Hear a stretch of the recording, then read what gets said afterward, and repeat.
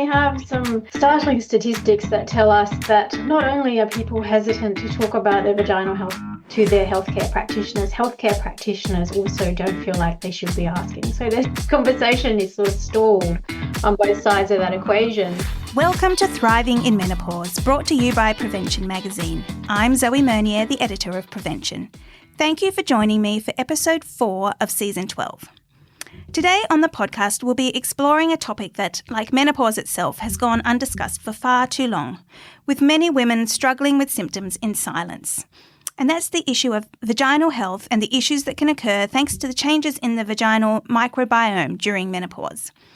To join us in this important discussion, we're very fortunate to be joined by Dr Moira Bradfield Strydom, the founder of Intimate Ecology, who has over 20 years clinical experience working as a naturopath with a special interest in issues related to vaginal flora. Moira, thank you so much for joining us today. Thanks for having me. Okay, so, these days we hear so much about the gut microbiome. Can you explain what vaginal flora or the vaginal microbiome is and why it's important for women's health, particularly during perimenopause or menopause? Sure can. So you're right, we have a gut microbiome, but we also have microbiomes in lots of other places within our body. And the vaginal microbiome is probably the second most understood microbiome as far as they go in the human microbiome categories. And it has bacterial and fungal inhabitants that are part of essentially looking after themselves. But by doing that, they also confer or give benefit to us, the person who's hosting them, essentially. Yeah. So there are some differences, however, between the gut microbiome and the vaginal microbiome, because when we think about the gut microbiome, we're always talking about, having lots of different types of species and how they all work for us. Whereas in the vaginal microbiome, for most people, we would consider health for them to be seen as having a lot of a very specific type of bacteria, and that's the group we call lactobacillus species. And then very few, if any, other types of microbes in there. And so it's different to any other microbiome sites that we have for that reason. And these lactobacillus species are a big part about maintaining the immunity and protecting us from infection. Because when we think about the role of the vagina in human physiology, it's a place that has a lot of interactions from the external world, but also from the internal body with, fluids and babies and all sorts of things coming out of it. So it needs a big protective immune system function. Yeah. So how does the vaginal microbiome change as women enter menopause or perimenopause? Yeah, so one of the biggest things that we know about these microbes and how they exist in health is that lactobacillus bacteria are very much reliant on their overall environment. So that's the tissues that they live on, or the mucosa that we call, and how healthy that is. And when we see a healthy mucosa, so lots of cells, quite dense and layered, we also see what we call a very good expression of glycogen, which is a fuel that we find within those cells. And that glycogen is what the bacteria utilize to feed themselves. So we've got this direct relationship between the health of the cells in the vagina, the fuel that they're producing, and how much bacteria are thriving in that space. And one of the biggest things that influences that cell expression and glycogen expression is how much estrogen is available in that body. So how much, if it's cycling at all, whether we're experiencing highs or lows, all of that can influence the health of the tissue in there. So obviously in menopause, as estrogen takes its deathly plunge, what do we start to see happening then? So, some people are obviously very aware of the terms like vaginal atrophy, or the fact that the tissue feels different or might feel less lubricated or more dry. And so that's one of the direct experiences of estrogen lows in this particular part of anatomy. And so that might mean that tissue is more fragile. And then it also correlates with less available fuel for beneficial bacteria survival. So people on a microbiome level may see a decline in their lactobacillus levels, a change in how they experience immunity in that area or how protective things are. And that might present for them as lots of pain and inflammation. Or if they're having sex, it might be, feeling dry or caused tears and issues, or they might experience more urinary tract infections. So there's a whole range of different things, from different discharges to different quite extreme infection symptoms, to just being uncomfortable or feeling irritated from things that previously never would have irritated, like wearing jeans or hopping on a bicycle or going for a walk. All of those sorts of things are direct reflections of lowered estrogen affecting those tissues, not just in the vagina, but of the vulva and the urethra. And the bladder as well will also be impacted by that very same hormonal influence. Indeed. And are there some specific conditions on top of the things that you've mentioned that tend to present themselves at this time more frequently? Yeah, some of them are microbial related. So I mentioned UTI. So, the movement now is to recognize that if you start getting UTIs with more frequency as you traverse through perimenopause, for most people in their 40s, that should be recognized as a symptom of estrogen decline. And it's that and the atrophy I discussed are linked to a very specific term in medicine called the genitourinary syndrome of menopause. It's a big fancy long name for, which encompasses more of what you might be experiencing. So it could be those UTIs, it could be atrophy and discomfort. It may be changes to quite a big amount of discharge that's thicker or colored or has odor associated with it, which in a microbial world might be reflective of microbes changing or quite big infections. So we have infections like aerobic vaginitis, or for some people they'll experience more bacterial vaginosis. So they're both defined by loss or decline in lactobacillus and overgrowth of quite specific microbial inhabitants in that area. Right. Okay, so what are some natural approaches that women can use to support their vaginal health as they go through menopause?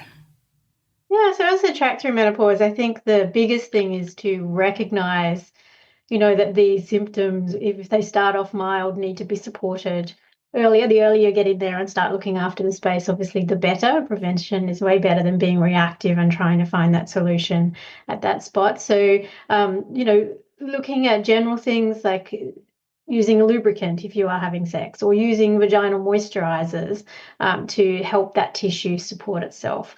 Those are quite good, very local applications, and you can get into the use of quite specific herbs and oils, things like fennel oil or sea buckthorn oil, applied locally or taken orally, can be utilized to support that tissue integrity. So those are very, more holistic interventions. And then at the same time, when we think about the bigger picture, sometimes these presentations are quite severe and we need to be more integrative and work with topical hormonal therapies as well. Or, there's quite a big array of different things available that can be integrated into working with moisturizers and herbal interventions, or working to support quite specific, if there are patterns that people are always getting the same symptom or the same infection, then you would target those very specific things as well. But often, as you progress through menopause and into the many years beyond, because, really, depending on your lifespan, you have quite a lot of years of living with a lowered estrogen state.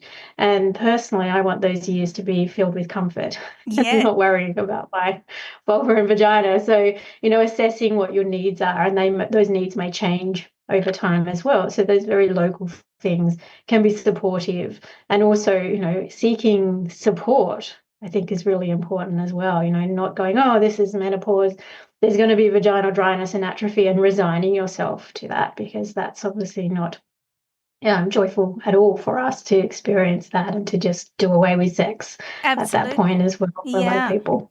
So in terms of diet, so you mentioned those things that you can take topically. Now we know how important probiotics are to gut health. So what role do probiotics play in vaginal health? And are there specific strains, again, that would support that? Yeah, so we do know, because we know so much about what this microbiome looks like in health, being that, having a lot of lactobacillus species would be the best place to be for most people. Then there are very specific targeted probiotic supplements that can be utilized both orally and vaginally in some circumstances as well. And There are a variety of different strains available. Some of the ones that have the most research on them are Lactobacillus rhamnosus GR1 and Lactobacillus reuteri C14. So those two are very common to see in different research studies at all stages of life, not just in menopause. And we also have some information around some of the more native strains in terms of things like Lactobacillus crispatus. So you will find those in supplements, as I said, for oral and vaginal use, but all probiotics, whether you're using them for the gut or the vagina, typically we're not taking them and expecting them to take up residence and then live a happy ever after life. They come in and modulate the environment so that you can recover your own native microbes, so they have the right conditions, be they acid in the vagina. We have quite an acidic space in health, so that the own native lactobacillus can recover and have the environment that will support them. So it's sort of very nuanced, because we do want a good gut microbiome, we do want a vaginal microbiome, but we also have to have the conditions to sustain them, which in menopause, this estrogen equation is such a big part of that, and the tissue health is such a big part of that. So putting a probiotic into your system will give you some benefit in terms of preventing infection and helping your microbiome shift to a more lactobacillus dominant state, but they won't necessarily impact the tissue health, and that's going to be a big ongoing factor as well, which is why we look at things like moisturizers, or we look at good quality fatty acids, or we think about broader concepts of inflammation within the body and how we can support that and deal with that as well. Yeah, so if you did have a patient come to you with, a very sort of advanced state that had been resistant to a lot of treatments, or that they've suffered with for some time, what would be sort of, bringing out the big guns? What would that encompass for you? It's very case dependent. I mean, there will always be a probiotic component, and usually would have those strains that I mentioned in there.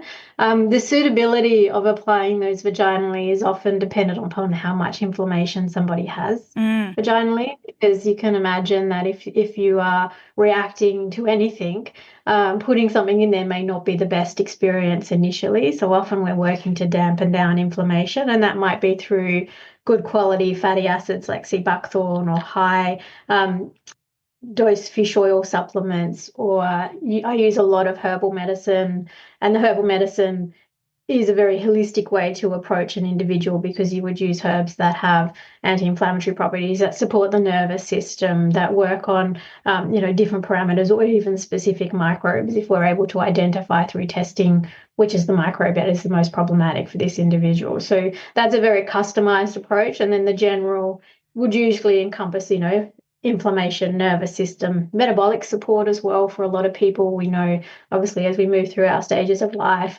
blood glucose dysregulation is really something that pops up a lot. And so we end up in this spiral of inflammation, and that can also impact this space as well. So those sorts of things are very common. And then the very local therapies initially, as I said, may not be probiotics into the vagina. They might be, what can we soothe this with? Is there an ointment we can apply externally? Is there something that's cooling and soothing that we can insert, like a vaginal moisturizer, that is appropriate for that space and won't disrupt things further? And then we sort of work with that person's level of tolerance to improve things overall. Yeah, for sure.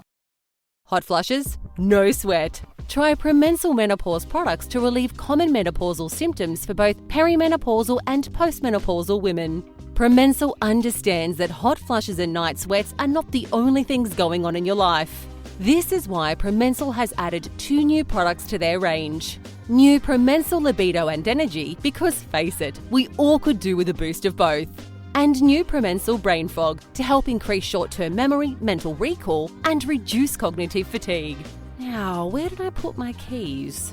Premensal provides premium holistic supplement care for women using evidence-based ingredients for products you can trust. Premensal is here to help you take control of your own health and live your best life. Plus, check out our brand new look in-store now. Always read the label and follow directions for use. So how can stress impact vaginal health, and what are some sort of strategies to reduce stress that might also benefit the vaginal microbiome? Yeah, so, I mean, stress impacts so many aspects of human health. And one of the biggest things that we see when we're producing stress hormones like cortisol is a change to how our immune system functions. And it may also change things like your dietary intake, or even how your digestion deals with food as well. So we've got this sort of, we have a stress response, and it modifies multiple things going on in our lives. So if we're thinking about immunity, it might mean that we're more predisposed to an infection, or if we come in contact with a microbe, or if we've got a microbe living in our vaginal microbiome that's maybe not healthy, if it's allowed to multiply, it might give it some opportunity or change that local environment and the response of your immune system as well. We also, on a gut level, changing how we digest things or how we extract things out of our food changes radically our immune system response and our inflammation overall as a body. And even something as simple as getting the right nutrients out of our food then goes on to impact the very local tissues in the vagina and their immunity as well. So vitamin D, for example, or zinc, which can be really important for these areas of health as well. How important is it to have a regular conversation with healthcare providers about vaginal health? I think, I think a lot of women wouldn't be bringing it up unless there was sort of something pretty bad going on down there. So is it something that women should be discussing, on a regular basis or asking questions about? I think so. We have some startling statistics that tell us that not only are people hesitant to talk about their vaginal health to their healthcare practitioners also don't feel like they should be asking. So the conversation is sort of stalled on both sides of that equation. So, if you're not bringing it up, they may not necessarily ask you about it. And we have this overarching pervasive belief, essentially, that atrophy is what happens when you menopause, and that you'll expect to have dryness, and that might change your sex life or what you do in terms of, vagina itself. And because that is there hanging over our heads, some people are like, oh, this is just to be expected. Why would I bring it up to in my health professional? When the reality is that some people move through their menopause without any genitourinary impacts and maintain lactobacillus levels. Other people have a lot of trouble and conditions, or are self-treating. There are some inflammatory and autoimmune vulval skin conditions that occur in menopause, like lichen sclerosis, or occur in lower estrogen parts of our life more prevalently. And lichen sclerosis is one of those things that can present a bit like thrush. And so people are like, oh, I'm just treating thrush, or I've got thrush going on. And they don't ever bring it up to their healthcare provider. And in the meantime, this skin condition changes, what their vulva may look like, and has some risks associated with it as well in terms of long-term health implications. And so I think that, you need to be discussing, if you have any concern, or if anything changes on any level, having that discussion so that there can be a visual inspection, or there can be a swab, or there can be some sort of check-in to see whether things are progressing or are changing over time. It's just like having any other, your skin checked annually, or your mammogram, or whatever it is that you're doing as preventative healthcare. Having those discussions should also be that. And unfortunately, where we're at with genitourinary health at the moment is that we are still having to have a lot of self-advocacy in terms of accessing care and getting support in those areas. It is changing, and it's a fantastic movement to watch in the menopause space in general, how much has changed in such a short amount of time. But genitourinary health is still that sort of final frontier in terms of stigma associated with health. And so you just bring it up, be brave, and have that conversation. What's the worst thing that can happen, And yeah. So I think, just have it, good conversation. Yeah. Can we go back to lichen sclerosis? Because I have seen that come up, and it doesn't get a lot of press. Can you just talk a little bit more about how that presents, just so that women can be a bit more aware of that? Yeah, sometimes it has very specific symptoms, and sometimes they're very non-specific symptoms. So lichen sclerosis is a vulval dermatological condition. It is categorized in some circles as being autoimmune, but it tends to increase, as I said, in prevalence when we see people with lower estrogen states, because estrogen plays some protective role in immunity and in tissue health. And as a dermatological condition, it's characterized by quite a lot of inflammation or itch. People may see some white patches or visual changes that can occur. Over time, there can be what they call architecture changes. So we might see loss of labia minora or majora. So those things sort of reabsorb, or the clitoral hood can become occluded or changed. And so those quite progressed in general, but there can also be with this significant itch and irritation, there can be tears and cuts and things like that are also incredibly painful. Minor cuts in the vulval area are extremely painful, and these can be quite big as well. And so it's quite progressive as a skin condition and does require an intervention. And what they call, with the interventions medically, the idea is to put you into a remission state where your symptoms are not active and they're maintained, and that you prevent that progression of symptoms. Because with lichen sclerosis, there's a slightly elevated risk of vulval cancer above the baseline. It's not an extreme elevation of risk. It is, considerable in the sense that we see these very specific vulval changes for people. And so in menopause, we see vulval changes anyway. With estrogen, things can get smaller and things can get bigger, and so it's going to, for some people, look very different. But the lichen sclerosis is very under-recognized as a diagnosis for some of the reasons we've discussed in terms of stigma and not accessing help, or thinking that it's thrush or being treated for thrush for long periods of time. But it is this very specific thing, and more common as an autoimmune condition in people that also have other autoimmune conditions, whether they are thyroid-based or,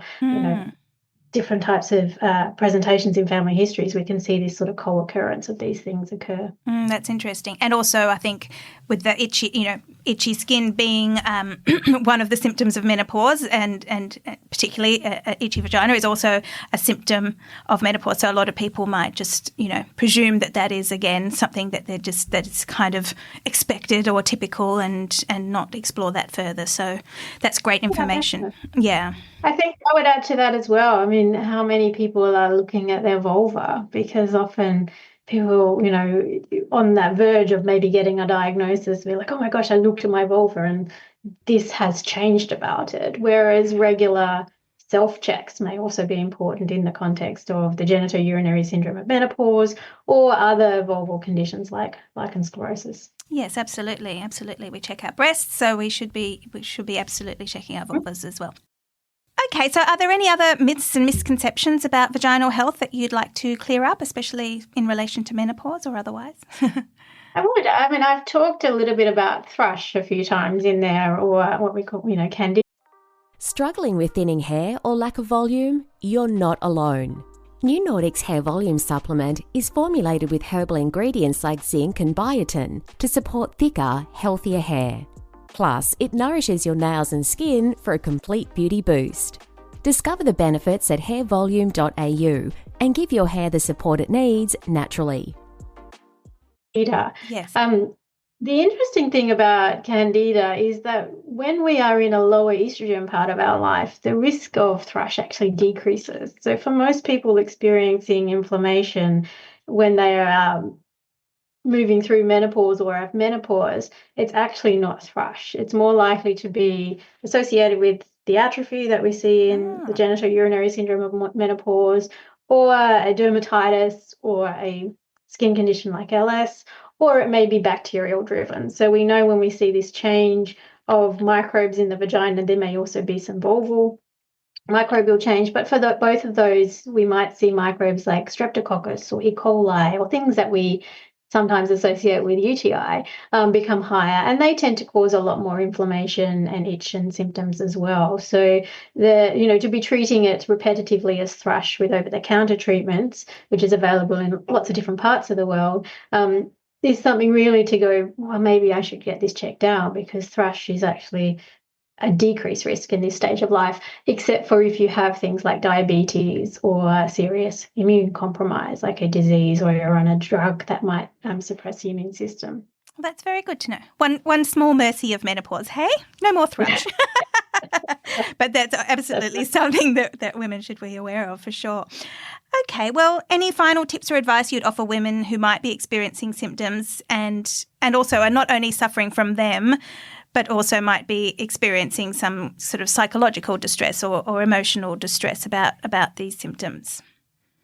I think, gosh, there's so many. And I mean, there's whole aspects of health that we haven't talked about. But overall, the biggest tip, as I've said, is to seek support. And support can be many things. It can be support groups on the internet with other people experiencing the same thing, or having discussions with your close friends about what's going on so that there's more awareness about it, starting those discussions with your care provider, or seeking out people that specialize in these areas and these conditions, in terms of whole body health, whether that is a naturopath or an integrative GP or your standard GP. There's varying people that feel different needs for whatever you're comfortable with as well, and that they can support you on multiple levels to work through that. And certainly the nervous system impacts are quite diverse as well, because it can change how you interact with your family. It can change how you feel about yourself, what amount of worry you're spending thinking about things instead of taking action.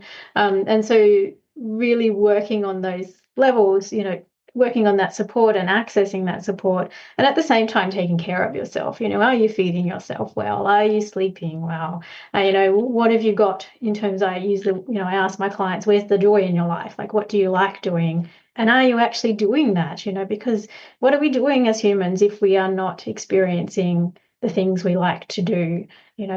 Are we just existing? And certainly everybody's circumstances are different, but we can find the time to be joyful or to create moments that we take pleasure from as well. And so, how do we shift that balance for ourselves by engaging in those things, or, treating ourselves to different activities, or taking ourselves out to do things that don't have to be big or expensive, but are on a nervous system level really nourishing and supporting for us as well. Absolutely. Yeah, everything changes, I think, when you're happy. Absolutely. To be thriving in menopause. That's what we're here for. That's what we're all about. Now, I mean, you did say there's so many other things we haven't discussed. Was there anything else that you really wanted to touch on that you felt that we haven't? I mean, I don't know. We talked a little bit about gut, and obviously the two microbiomes we know a lot about. And in menopause in general, there are obviously dietary things that we could be doing for ourselves, and those things are very important also for vaginal health. Where is the good quality fats in our diet? Where are the nutrients coming in for us in terms of our diet? Are we looking at things like phytoestrogens or soy in our diet to give us isoflavones that can impact our menopause symptoms, but also have some impact on vaginal health over longer periods of time? Those sorts of things, foundationally as humans, what we do really poorly is feed ourselves. But as humans, that's probably the most important thing that we could work on to elicit the most change in our lives, on a gut microbiome level, but also in terms of the many different axes that impacts in our life and spins off into where our hormones are and how they're metabolized, and how we are getting the most out of our food, what we are then feeding our nervous system, and how that could support us to have better brain chemicals that will change our outlook on life and support us in those lows that might come in this stage of life as well. So it's a very central part. And sounds very simple, but it's often the biggest thing that people find overwhelming is, what do I eat and how do I do that? And also, if we're experiencing with hormonal change, brain fog, or if we're experiencing, not being motivated or low, feeding ourselves is not the priority. And so I'm often counseling people, and what can we do that's really simple? Like, what is in your kitchen that we can utilize? If we got an air fryer, or if we got a rice cooker, have we got any of those sorts of slow cooker things where the effort is minimal but the output is great? Yeah. And so can you just chuck those things? You don't even have to cut them up. We just put them in the slow cooker and leave it and come back, and someone's magically cooked your dinner. And or if there's nothing wrong with having, simple proteins and pre-mixed salads, if that's all your body can manage in terms of the bother or the, having the energy to accomplish those goals as well. But it is about needing to change those habits because, sitting in a chocolate nest is not going to change these parameters for us, even though that's often where our nervous system really wants us to sit and macerate is, surrounded by sugar so that we're fueling those feel-good chemicals in the short term, but not really making those long-term changes. So it's a really integral part of holistic health in general.